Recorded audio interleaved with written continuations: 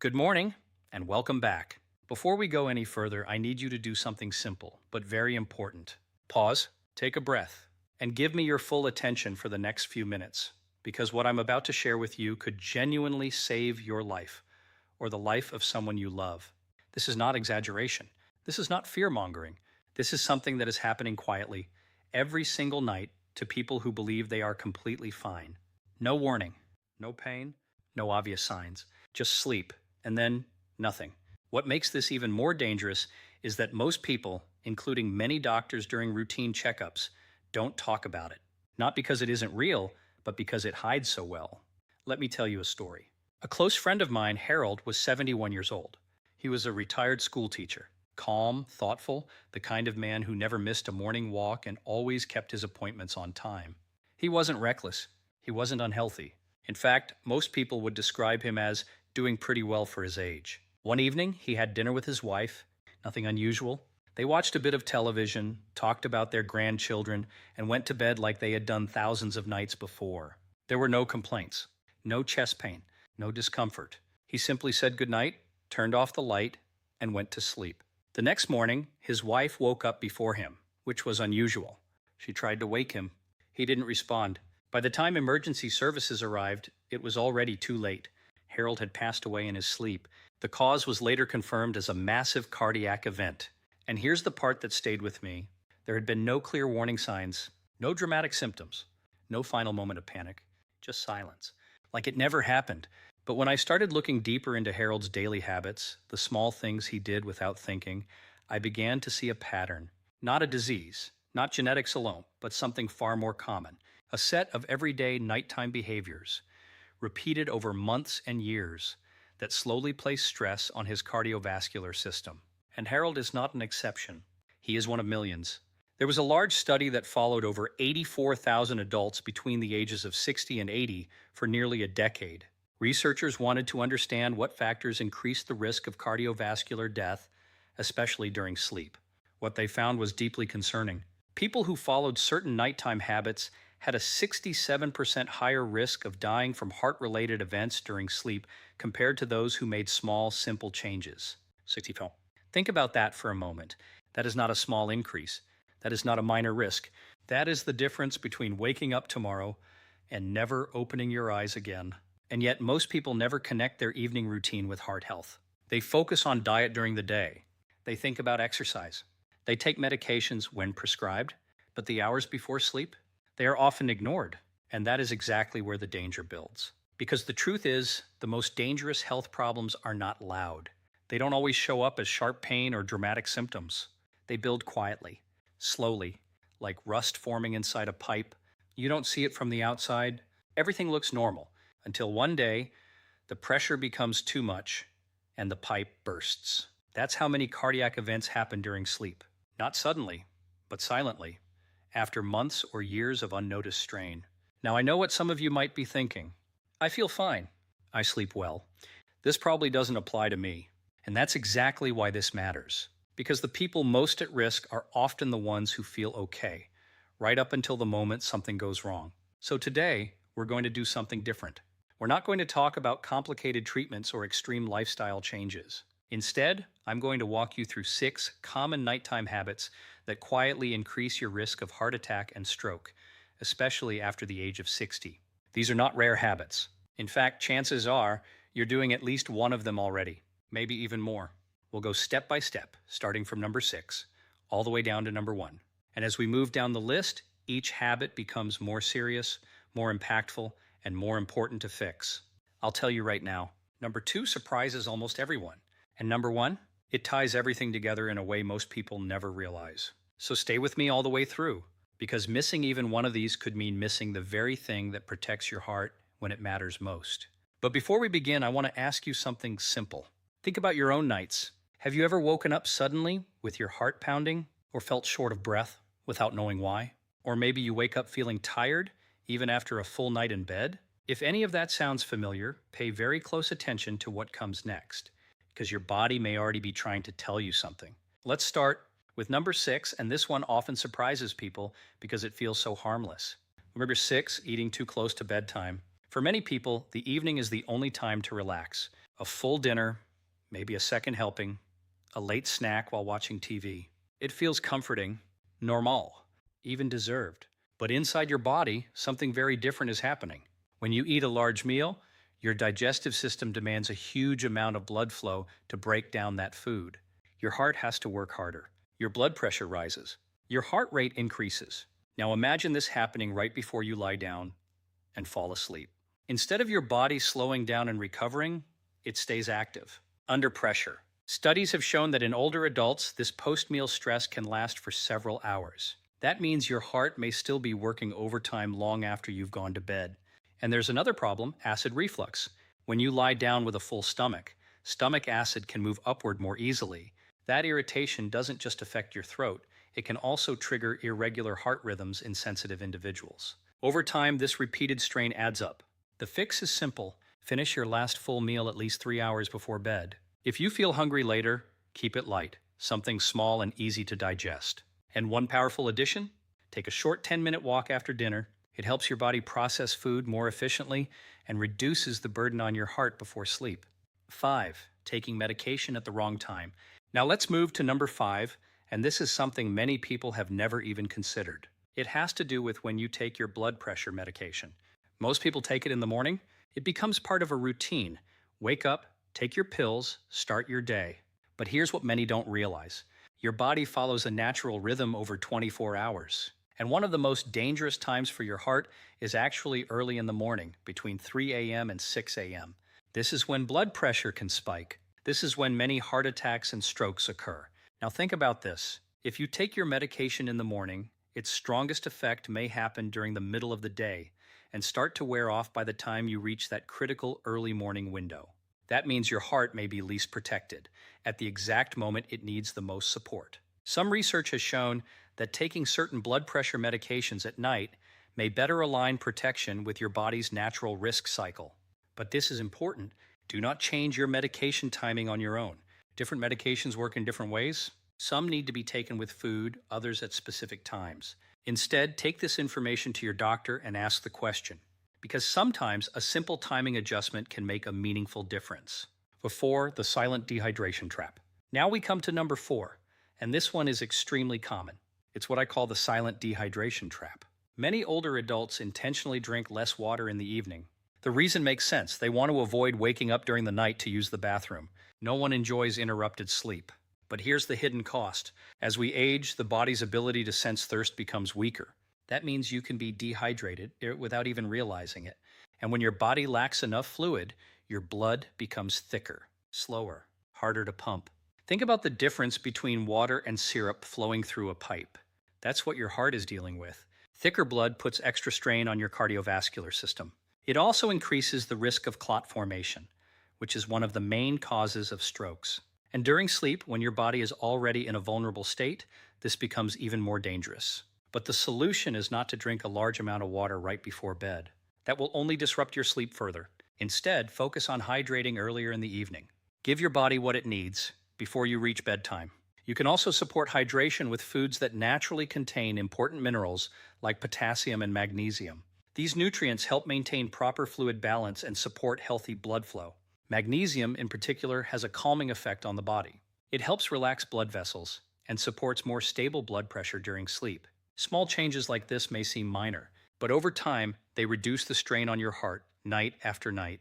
Now, take a moment and think about what we've covered so far. Eating too late, medication timing, dehydration. None of these seem extreme. None of them feel dangerous in the moment. And yet, each one quietly adds pressure to your heart during the most critical hours of the day when you are asleep. And we're just getting started, because the next habit, number 3, is something I see almost everywhere.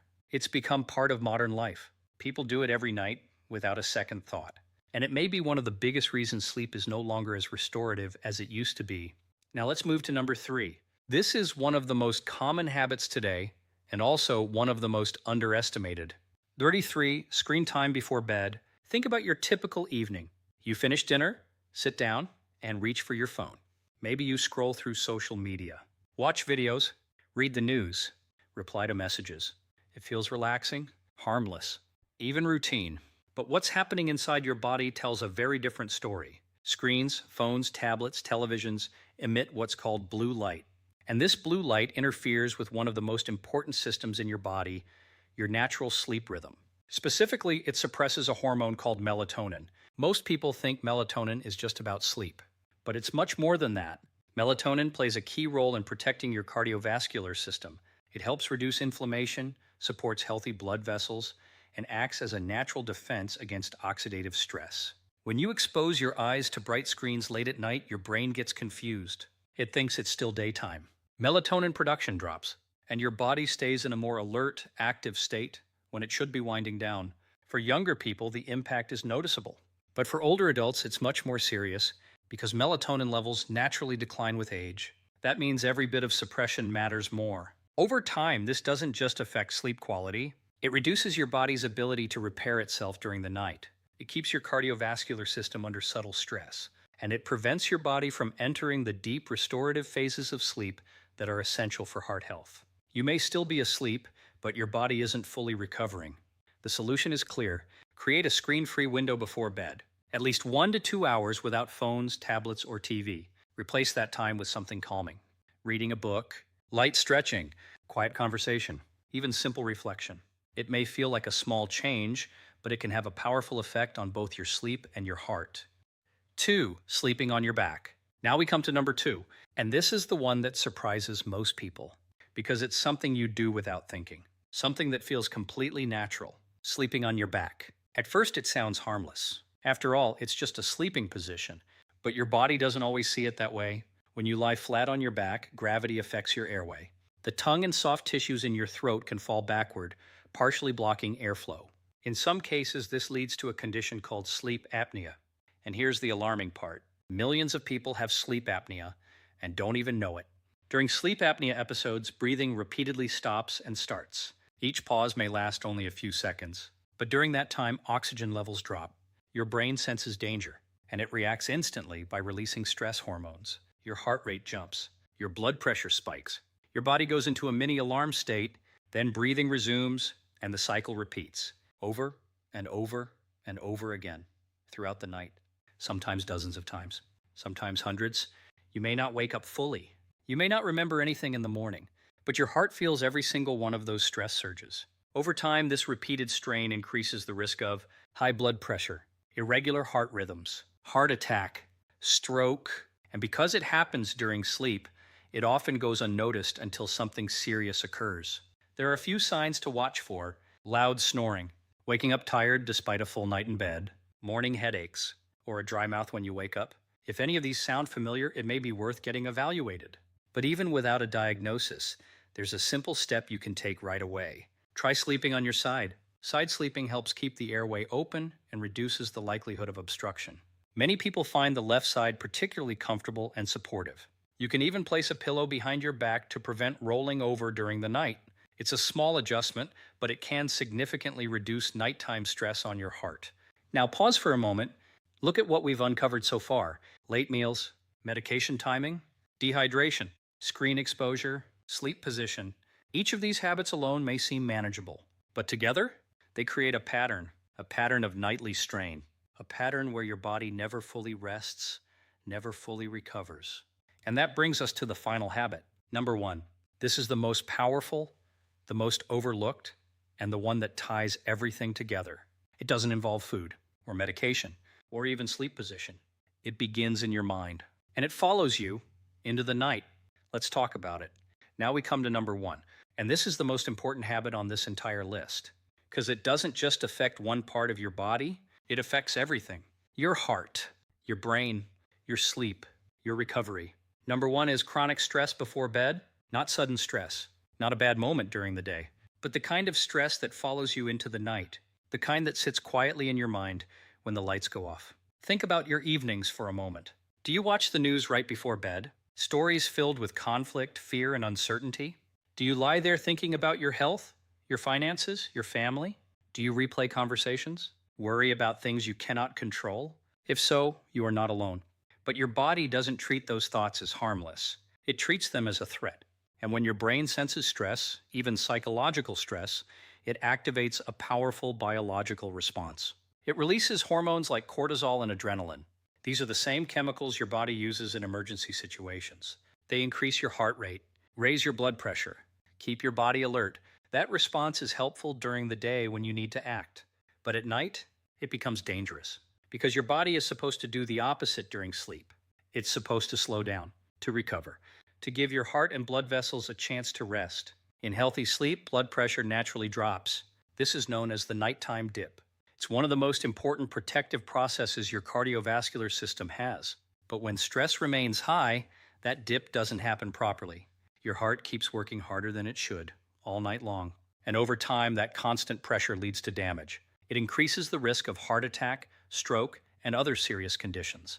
Now here's what makes this even more important. Stress doesn't always feel intense. Sometimes it's quiet, subtle, a constant background of worry that never fully turns off. And because it feels normal, many people don't recognize how much it's affecting them. This is what makes it so powerful and so dangerous. If you think back to everything we've discussed today, late meals, dehydration, screens, sleep position, they all place physical stress on your body. But emotional stress? It amplifies all of them.